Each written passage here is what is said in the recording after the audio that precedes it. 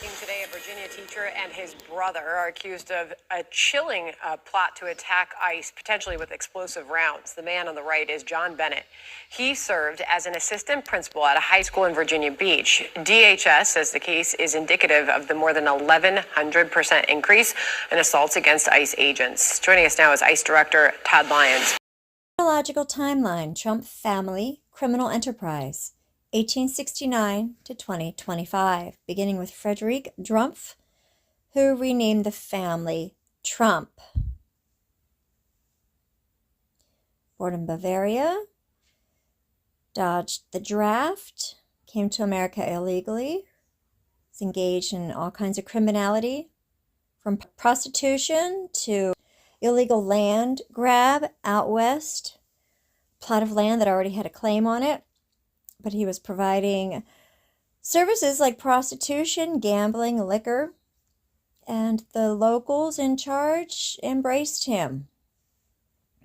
Actually ended up making him a justice of the peace in the Wild West. Went back to Germany, got kicked out, came back to America. And that's when he changed the name. Died during the Spanish flu. His son Fred, arrested at a KKK rally in the 20s, and starts engaging in some criminality of his own.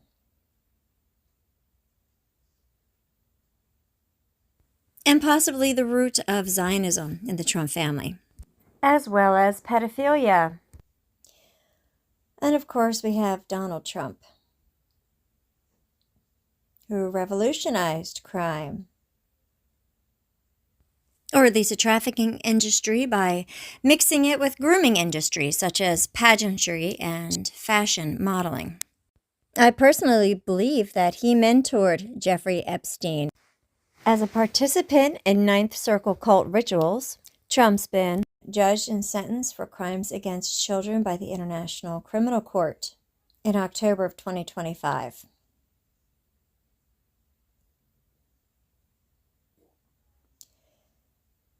Ran for president illegally and is now the rogue president of the United States of America.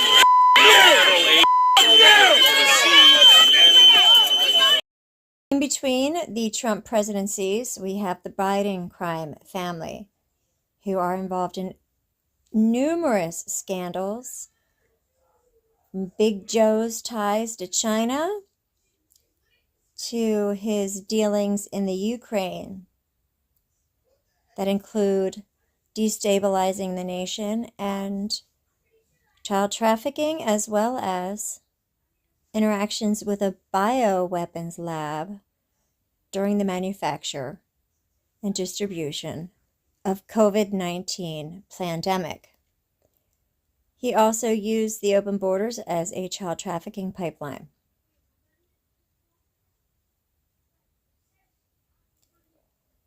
He pardoned his son Hunter, but unfortunately,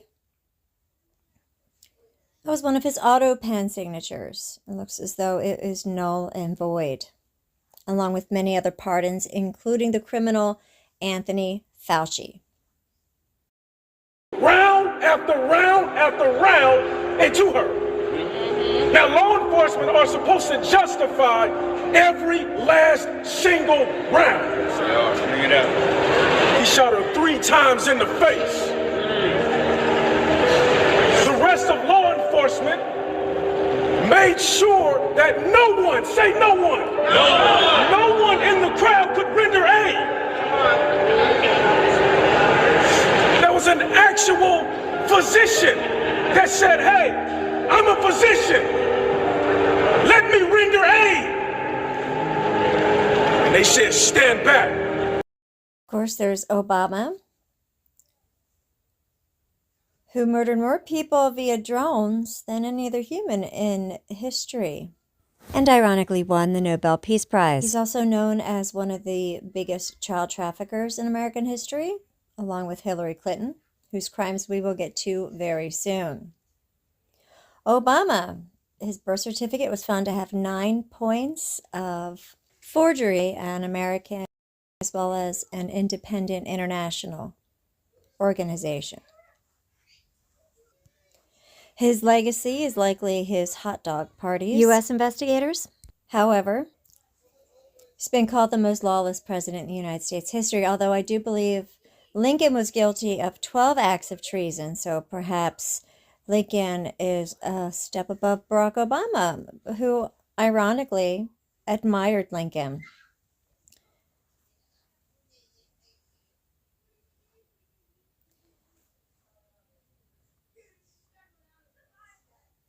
Ignore constitutional checks and balances.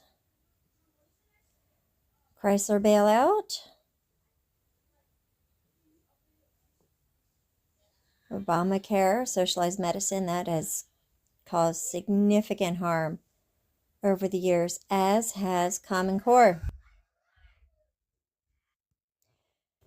And he may also be responsible for the immigrant fraud that we're seeing unraveling across the nation. 39 million IRLI investigation reveals massive identity fraud by illegal aliens back in 2018. In pursuit of its mission to safeguard American citizens from the harmful effects of mass migration, the Immigration Reform Law Institute has found that 39 million Americans have potentially had their Social Security numbers stolen by illegal aliens pursuing work in the country during the Obama administration. FOIA records produced by SSA as a result of the IRLI's lawsuit have shown that from 2012 to 2016, there were 39 million instances where names and Social Security numbers and W-2 tax forms did not match the corresponding Social Security records. Additionally, over $409 billion was added to the earnings expense file, which holds uncredited wages that can't be correctly matched to SSA's database. From 1937 to 2005, $519 billion was reported to be sitting in the ESF. In tax year 2016, that number rose to over $1.5 trillion. Importantly, the Obama administration decided to discontinue the decades-old practice of no-match letters within 8 days after it implemented the DACA, Deferred Action for Childhood Arrivals, amnesty for illegal aliens. Some have said that Obama did this because he didn't want DACA applicants scared off from the program for fear of identity theft prosecution. The termination of no-match letters has resulted in a thriving black market where illegal aliens could obtain the Social Security number of U.S. citizens in order to gain employment. And, of course, we know many, many other things, from daycare assistance to cars to credit cards, student loans, cash assistance, renter's assistance, autism assistance, anything and everything you can possibly imagine. Bodily injury or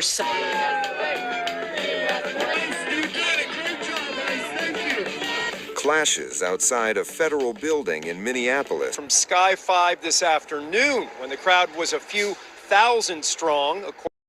We have the Clinton Crime Network here, famous for their body count list.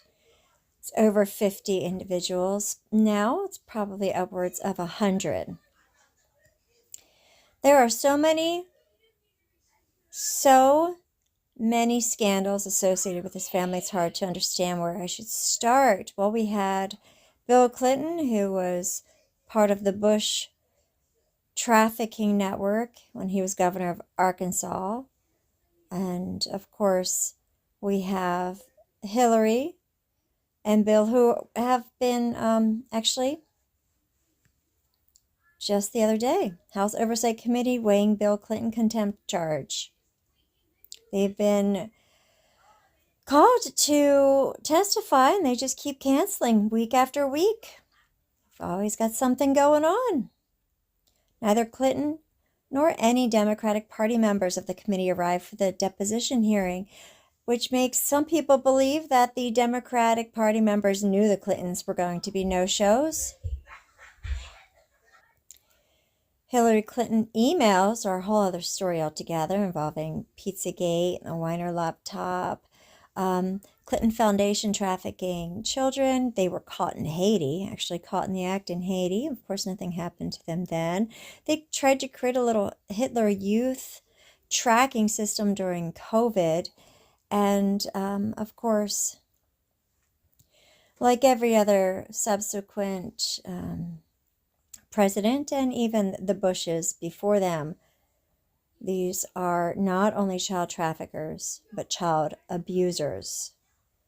Hillary Clinton's been associated with a snuff film, and President Bill Clinton's survivors, claim that he smelled like corpses. It's been said that the Clintons sold weaponry, military secrets to the Chinese.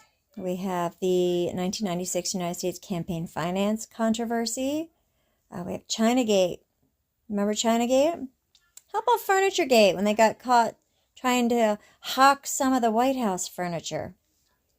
I mean, these people have no shame. Hillary Clinton has been accused of witchcraft, child sacrifices, Khazarian style. Clinton Foundation timeline. Chinagate, more than any other scandal, should have led to the impeachment, but no. Despite the fact that the illegal donations were returned, Janet Reno was criticized for never appointing an independent prosecutor for the Chinagate scandal. They have been tied to crimes from the murder of women, children at Waco, scandal that led to the death of Americans in Benghazi. Clinton Scandals, a guide from Whitewater to the Clinton Foundation. So there are countless scandals revolving the Clintons.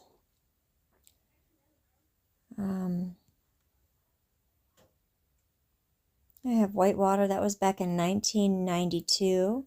But we also had Bill Clinton running drugs out of Arkansas for Bush Sr., likely children too, as Hillary has been associated with a snuff film found on her assistant's husband, Anthony Weiner's laptop. This assistant, Uma Abedin, is now married to George Soros' son. And these people are all involved in crimes against children and humanity. So we had Whitewater, we had Travelgate. Of course, this whole time, their body count list is just accumulating. Of course, we have Monica Lewinsky. We had Furniture-gate, where they were trying to hawk furniture out of the White House. We have Filegate here. And then, of course, Benghazi.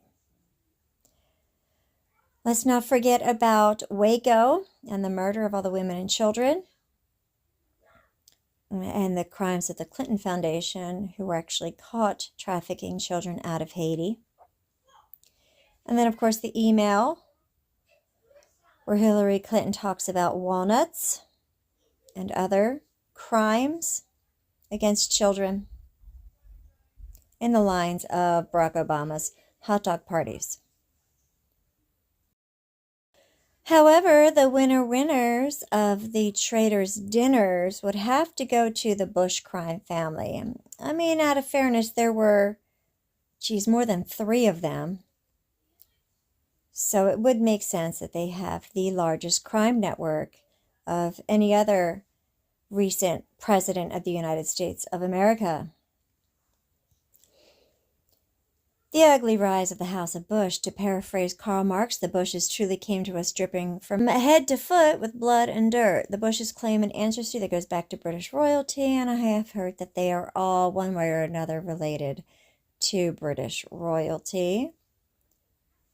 Walker was president of Wall Street-based Harriman and Company, made his fortune as a war profiteer alongside the House of Morgan, purchasing billions in armaments for Britain and France during the First World War. Foreshadowing of things to come, Walker got a taste for the emerging importance of oil as the engine of profits and war when he oversaw the rebuilding of the Baco oil fields after the war in 1920s. And this reminds me of how today we have all of these wars going on that seem to be related to oil. We have what's going on over in Syria and then Venezuela, and if there is a big oil grab, makes one wonder if that is a sign that the next world war is impending.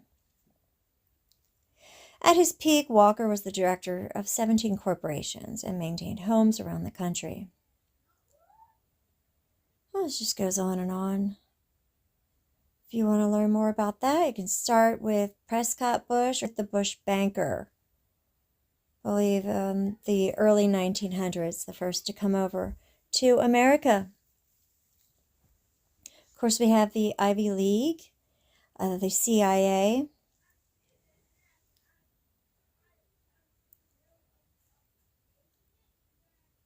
We have a Bush that sat on the board of CBS that helped to control the narrative in Hollywood. Who actually helped train Clive Davies, who mentored Sean Combs. They owned an island known as Oil Island as well.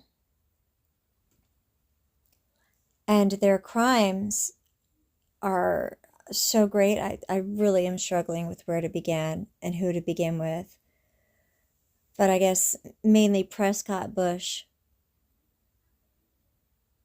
and his crimes and how he pretty much controlled things behind the scenes, like the man behind the curtain, and got Nixon in place because Nixon was easy to manipulate.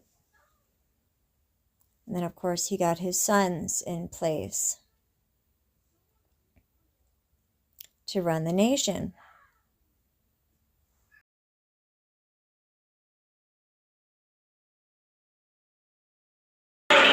And not abiding by the Constitution. What are you talking about? When you start doing all of that, people get upset and angry. And if you remember what the civil rights movement was about, in order to have protests, you got to be, cordoned off to a certain area. But why are they attacking a church? And Department of Justice officials say they are now investigating a group of anti-ICE protesters after they interrupted a church service in St. Paul. The group alleging that one of the pastors is the acting ICE field director there. ICE posting on X today, quote, agitators aren't just targeting our office. Now they're targeting churches too. They're from hotel to hotel, church to church, hunting for federal law enforcement.